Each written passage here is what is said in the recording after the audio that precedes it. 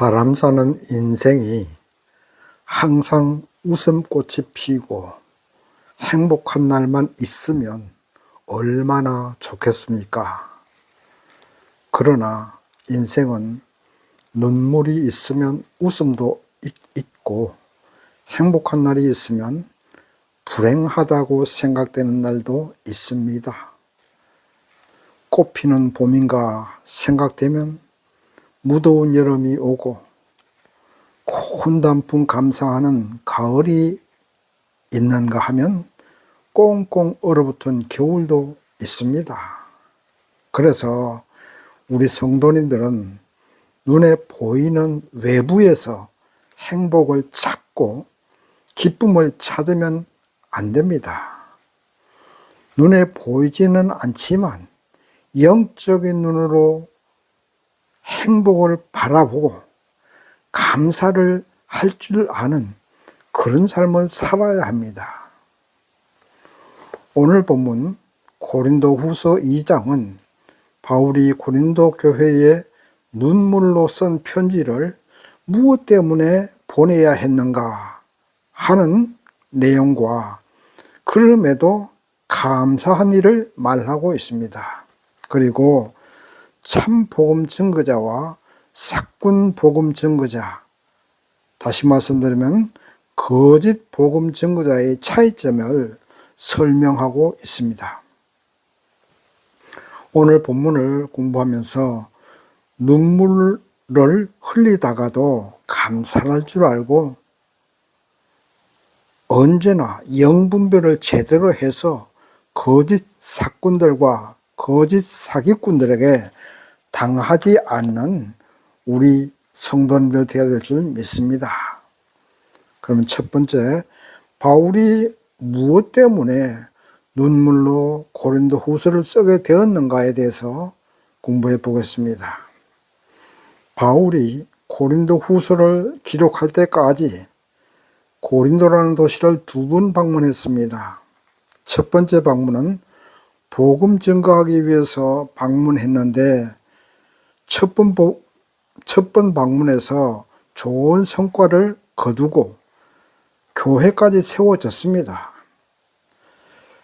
그러다가 이제 바울은 온 세계에 다니면서 복음 증거해야 되니까 다른 곳에 가서 복음 증거하려고 고린도를 떠나 있다가 2번째 고린도를 방문했습니다. 근데 이 2번째 방문했을 때는 거짓 선생들이 교회 안에 있어서 교회 안에서 이 거짓 교사들의 파워가 너무 강했어요. 그리고 이 거짓 교사들이 엉뚱한 복음을 가르쳐서 고린도 교인들도 그만 그들에게 현혹이 되어서 바울이 갔을 때에 교인들에게 멸시를 받고 또 교인들에게 오해도 받고 이런 지경에 이르게 되어서 된 상태에서 그 교회에서 나왔습니다. 2번째 방문이 아주 좋지 않았죠. 그래서 바울은 그 고린도 교회를 벗어나서 고린도 전서를 써가지고 그의 동역자 디도를 통해서 고린도 교회에 보냈습니다. 보내면서 약속하기를 가서 고린도 교인들에게 내 편지를 보여주고 그들이 다 회개하고 제대로 신앙이 자리 잡으면 들어와라는 도시에서 만나자. 아니면 마케도냐에서 만나자. 이렇게 약속을 했습니다. 그런데 고린도에 갔던 디도가 만나기로 했던 드로아에 오지 않았어요. 그래서 드로아에서 디도를 만나기로 했는데 못 만났기 때문에 분명히 사정이 있었겠지요. 그러니까 아마 약속한 드로아에 못 왔겠지요. 분명히 드로아에서 복음의 문이 활짝 열려지고 복음 증거할 좋은 환경이었지만 디도를 만나지 못했기 때문에 마게도냐에서 만나기로 했기 때문에 마케도니아로 가야 했습니다. 본래 드로아에서 디도를 만나 고린도 교회를 방문하려고 했지만 만나지 못했기 때문에 바울은 눈물로 고린도 교인들에게 다시 한번 편지를 쓰게 되었는데, 그 편지가 바로 본문 고린도 후서인 것입니다. 바울이 왜 계획대로 고린도 교회를 방문하지 않고 연기했겠습니까? 그 이유가 바로 본문 말씀 고린도 후서 2장 1절 2절 보겠습니다. 내가 다시 근심으로 너희에게 나아가지 않기로 결단하였노니 내가 너희를 근심하게 하면 너희 근심하게 한 자밖에 나를 기쁘게 하는 자가 누구냐. 아멘. 바울은 두 번째 고린도 교회를 방문했을 때 거짓 교사들의 파워와 교인들의 신앙의 미성숙으로 인해서 근심하며 떠나야 했다고 제가 조금 전에도 말씀을 했습니다. 그런데 지금 고린도 전서를 디도를 통해서 전달받은 고린도 교인들이 회개하고 바울을 받아들일 준비가 됐는지 바울은 몰랐어요. 왜? 디도를 만나지 못했기 때문에. 만약에 드로아에서 디도를 만났으면 그런 소식을 듣고 바로 고린도 교회로 갔을 텐데, 디도를 만나지 못하고 고린도 교회 사정을 알지 못했기 때문에 바울은 편치 않은 마음을 가지고 다시 고린도 교회를 방문하면 두 번째 방문했을 때와 같이 좋은 효과를 거두지 못할 뿐만 아니라 고린도 교회 안에 있는 거짓 교사들에게 오히려 기쁨을 주고 고린도 교회 내 안에 진정한 성도에게는 오히려 근심거리가 되기 때문에 고린도 교회 방문을 연기하게 되었다고 말하고 있는 겁니다. 자, 이런 것을 보면 모든 것에는 때가 있고 준비가 되었을 때 복음을 전해야 되고 준비가 되었을 때 만나야 합니다. 준비도 안 되고 때도 안 됐는데 어떤 일을 하려고 하면 아무리 좋은 일도 그래요. 준비도 안 되고 때도 안 됐는데 어떤 일을 하려고 하면 좋은 효과를 거두지 못합니다. 오히려 부작용이 생기는 거예요.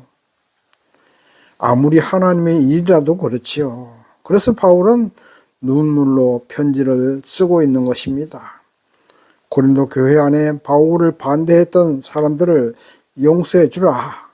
만약 그 사람들을 교회에서 제명 처리하고 쫓아내면 쫓겨나는 그 사람도 절망하게 되고 남아있는 교인들도 편하지 않을 것이니 그들이 회개하면 용서해 주라고 편지를 쓰고 있는 것입니다.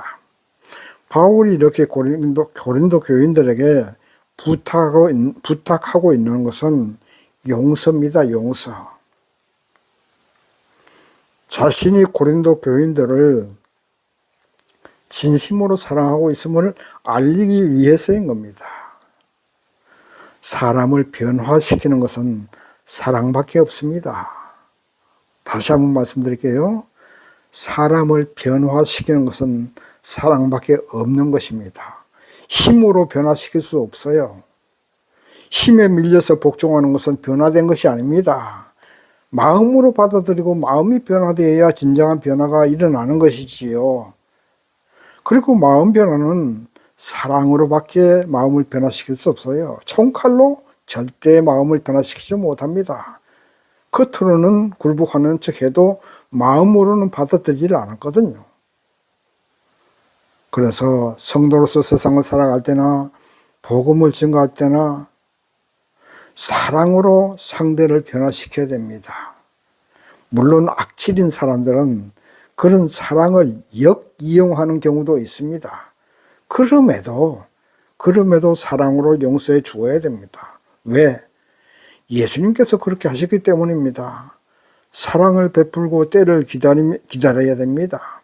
성급하게 서두르지 마시고 어떤 물리적인 힘으로 상대를 굴복시키려 하지 마세요. 모든 것에는 때가 있는 것입니다. 기다릴 줄 알고 사랑을 베풀 줄 알아야 됩니다. 눈물의 편지로 고린도 교인들을 설득하는 바울처럼 눈물과 사랑 그리고 기다릴 줄 아는 인내심으로 설득하십시오. 그렇게 하면 반드시 좋은 결과가 있을 것입니다. 시간 문제일 뿐이지 사랑은 악을 이기게 되어 있습니다. 악은 반드시 사랑하게 져요. 교회에서 징계를 하는 것도 그렇지요. 저주를 하기 위한 것이 아니라 교회에서 징계하는 이유는 징계받은 사람이 회개하고 다시 하나님의 자녀의 삶을 살아가게 하는데 거기에 목적이 있는 거 아닙니까? 징계하는 그 자체에 목적이 있는 게 아니잖아요. 이러한 것은 세상 살아갈 때나 가정에서 자녀 교육할 때나 똑같이 그대로 적용됩니다. 화를 내고 징계를 해도 사랑 안에서 해야 됩니다. 자녀가 변화되는 데 목적이 있는 것이지 자녀를 징계하는 그 자체에 목적이 있는 것이 아니지 않습니까? 부부싸움도 그래요. 부부싸움 하는 그 자체가 목적이지 않습니까? 잘 살아보고자 하는, 둘이 서로 잘 맞추어 살아보고자 하는 거기에 목적이 있는 거 아니겠어요? 그러므로 화를 내고 징계를 해도 사랑 안에서 하시기 바랍니다. 그래야만 변화시킬 수 있다는 사실을 믿으시기 바랍니다. 두 번째, 바울의 감사에 대해서 보겠습니다. 본문 말씀 14절 보시겠습니다. 항상 우리를 그리스도 안에서 이기게 하시고 우리로 말미암아 각처에서 그리스도를 아는 냄새를 나타내시는 하나님께 감사하노라. 아멘.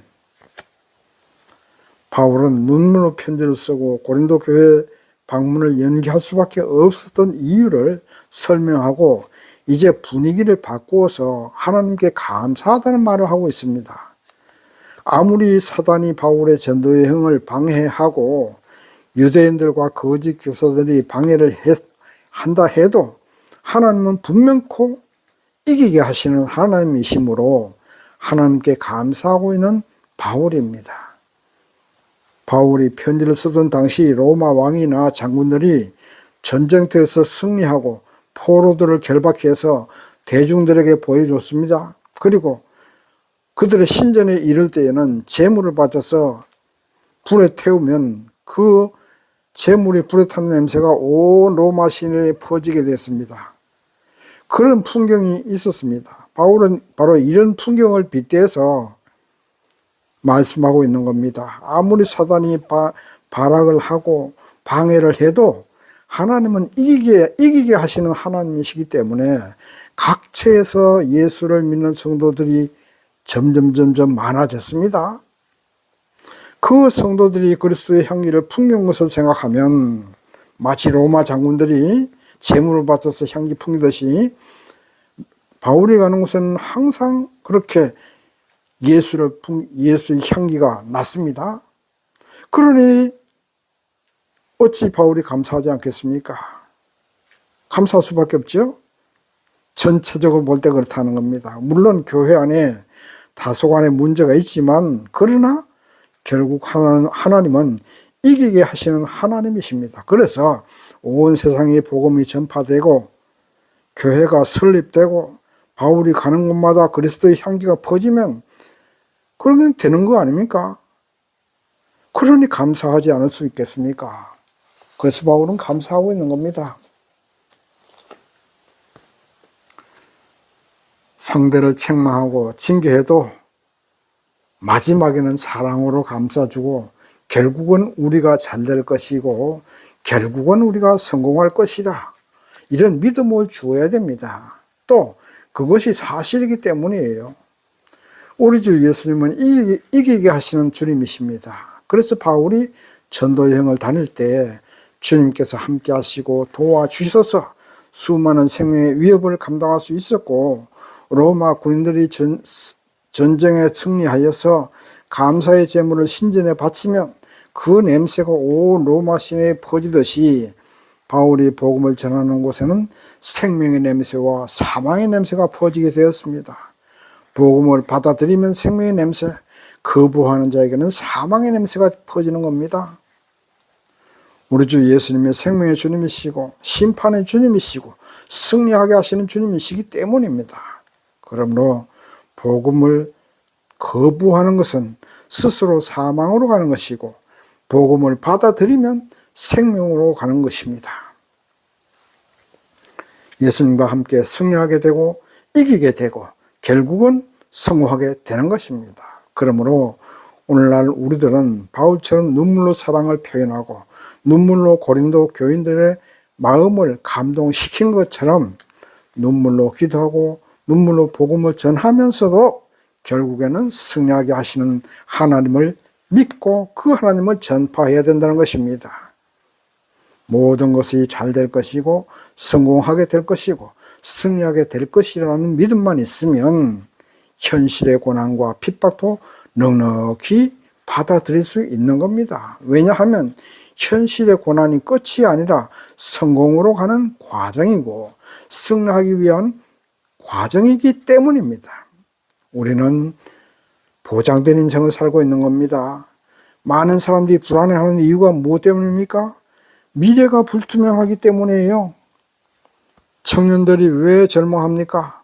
대학교를 나와도 취업이 보장되지 않고 실업자가 되기 때문입니다. 그래서 결혼도 포기하고 취업도 포기하고 인생도 포기하는, 그래서 길을 잃고 방황하는 것 아니겠습니까? 청년들이 하나님의 복음을 받아들여야 됩니다. 우리 주 예수님과 함께하면 인생이 보장됩니다. 미래가 보장됩니다. 불안한 삶이 아닙니다. 우리 주 예수님이 이기게 하시고 승리하게 하시고 성공하게 하시고 영생을 주시기 때문입니다. 그래서 현재의 어려움과 고난도 감사로 받아들이면서 힘차게 미래를 향해서 나아갈 수 있는 것입니다. 그러므로 우리 성도들은 항상 감사하면서 사셔야 됩니다. 싱글벙글 웃고 찬송하면서 사는 삶의 모습을 세상에 보여주어야 됩니다. 불신자들이 보고 뭐가 그렇게 좋아서 항상 싱글벙글이냐고 물어볼 정도로 그렇게 사셔야 돼요. 소문 만복내라고 하지 않습니까? 집안에 웃음소리가 나고 찬송소리가 나면 복이 오게 됩니다. 하나님 앞에 선수 치는 것이죠. 복을 달라고 하기 전에 이미 주실 것으로 믿고 감사하고 찬송하고 싱글벙글 웃고 다니면 하나님의 복을 안 주실 수가 있겠어요? 없지요. 하나님 앞에 먼저 감사로 선수를 치는데 하나님 복을 안 줄 수 있어요? 여러분 바로 있는 삶을 사시기를 바랍니다. 세 번째, 거짓 교사들에 대해서 보겠습니다. 부모 말씀 17절 보겠습니다. 우리는 수다한 사람과 같이 하나님의 말씀을 혼잡하게 하지 아니하고 곧 순전함으로 하나님께 받은 것 같이 하나님 앞에서와 그리스도 안에서 말하노라. 아멘. 하나님 말씀을 혼잡하게 한 사람이 바로 거짓 교사들입니다. 바울이 복음을 증거할 당시에는 많은 철학자들 그리고 영지주의자들이 있었습니다. 이들이 사람이 모이는 회당이나 아니면 광장에서 설교를 많이 했어요. 그래서 그들은 아주 웅변심력이 유창했습니다. 그리고 이런 사람들이 교회 안에 들어와서 그들의 사상을 전하기도 하니까 바울 당시에는 성경도 없었기 때문에 이런 거짓 교사들의 가르침에 많은 성도들이 현혹당하곤 했습니다. 더 심각한 문제는 이 사람들이 교회에서 거짓 가르침과 복음을 설교하고 거기에 대해서 수고비 명목으로 돈을 받아갔습니다. 그러니까 일종의 장사꾼들이죠. 장사꾼들. 생계형 거짓 교사들입니다. 특히 이 가운데 가장 심각한 사람들이 바로 영지주의자들이었습니다. 영지주의라는 것은 영을 안다. 지자가 알지자거든요. 영을 안다는 그런 사람들인데 이 사람들은 헬라 철학과 이집트, 인도, 페르시아 사상까지 받아들이고 기독교의 진리까지 혼합해서 완전히 믹스해서 복음을 변질시켰습니다. 이 사람들은 해박한 철학적인 지식으로 성도들의 마음을 홀렸고 유창한 웅변 실력으로 기독교를 변질시켰습니다. 성도들은 이들의 웅변과 해박한 철학적 지식에 감탄했지요. 그러나 그들에겐 심각한 문제가 있었는데 바로 하나님을 절대자로 인정하지 않았습니다. 그리고 영은 선하고 물질은 악한데 어째 예수께서 참 하나님이면서 참 인간으로 오실 수 있느냐? 어떻게 선한 영과 악한 인간 몸이 어떻게 같이 있을 수 있느냐? 이런 주장을 했습니다. 하나님이기 때문에 가능하지요. 그렇지 않습니까? 하나님이기 때문에 가능한 겁니다. 예수님의 인성과 육체적 부활을 부인했습니다. 그리고 예수님이 이 땅에 오신 것은 가짜로 온 거다. 가짜로. 가현설을 주장한 거죠. 그래서 가짜로 오신 예수님을 이들이 주장하니까 정말로 귀신이 왔다 갔나 하고 교인들이 이 영지주의자들 때문에 많이 현혹을 당했어요. 그래서 교회 성도들이 참 복음의 진리에서 멀어지고 마침내는 복음의 순수성을 이해하지 못하고 바울의 메시까지 하게 된 것입니다. 이단 종파들은요, 초대교회 때부터 끊임없이 생겨났고, 이러한 이단 종파들의 최종 목적이 뭡니까? 교인들의 주머니를 들어가는 것입니다. 다른 거 아니에요. 교인들의 재산을 빼앗아가는 거예요. 거기에 관심이 있는 겁니다. 거기에 최종 목적이 있는 거예요. 교인들의 영혼의 구원에 관심이 없습니다. 예수님의 부활을 부인하는데 성도의 부활이 있겠습니까? 부활이 없다면 구원도 없는데 그럼 구원 없는 복음을 무엇 때문에 받아들입니까? 그러니까 애석하게도 옛날이나 지금이나 그러한 이단 종파들에게 사람들은 항상 현혹당합니다. 평생 벌어놓은 전재산 다 가져다 바치고 결국 나중에는 피눈물을 흘리고 땅을 치며 후회해 본들 무슨 소용이 있겠습니까? 누가 뭐라고 해도 예수님은 하나님이면서 인간 예수로 이 땅에 오셨습니다. 그리고 인간의 몸으로 우리 인간들의 모든 죄를 대신 지시고 자신의 몸을 우리 죄를 용서받게 하기 위해서 십자가에 제물로 드렸습니다. 성부 하나님은 그를 받아주시고 예수를 믿는 모든 사람들을 용서해 주시고 영생을 얻게 해 주신다는 그 증거로 예수님을 부활시켜 주셨습니다. 그래서 우리는 예수님만 믿으면 죄를 용서받고 죽음에서 해방되어 영생을 얻게 되는 것입니다. 믿으시기 바랍니다. 이것이 복음의 본질이고 참 기독교의 진리입니다. 예수를 부인하고 부활을 부인하는 것은 거짓 복음이고 거짓 선생들이고 사단의 앞잡이들입니다. 더 이상 거짓 복음에 현혹되지 마십시오. 아무리 웅변을 잘하고 아무리 해박한 지식으로 성경을 인용해서 말씀을 한다 해도 예수님의 신성과 인성, 죽음과 부활, 그리고 마지막에 그를 믿는 모든 사람들이 부활한다는 것을 부정하면 이단이라는 사실을 믿으시기 바랍니다. 말씀을 정리합니다. 인생은 눈물도 있고 행복도 있습니다. 불신자는 마지막의 심판이고 지옥입니다. 그러나 예수를 믿고 예수의 부활의 능력으로 결국은 승리하게 되고 결국은 이기게 되는 것은 누굽니까? 성도들입니다. 믿으시기 바랍니다. 그러므로 어떠한 환경 가운데 있어도 승리를 바라보시고 이기게 하시는 하나님을 믿고 예수야말로 나의 구세주임을 믿고 거짓 선생들의 유혹에 넘어가지 않는 참 성도들 되시기를 주님의 이름으로 축원합니다. 아멘.